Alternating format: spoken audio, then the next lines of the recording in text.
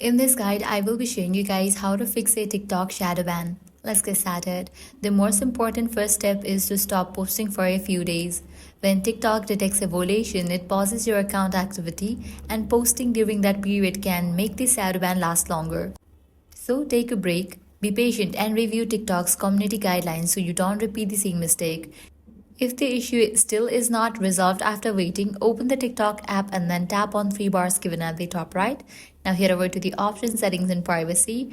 Now scroll all the way down. Click on the option Help Center. Now under that you're gonna find different option. Scroll down. At the very bottom you're gonna find the option Submit a Report. Click on that.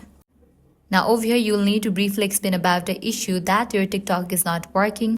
Explain that you have been waiting for your shadow ban to be lifted but it is still happening. And reassure TikTok that you won't repeat the mistake or let them know if it happened unintentionally. And that's it. With these steps your problem will be resolved. If this guide helped you out, do not forget to like, share and subscribe. Thanks for watching.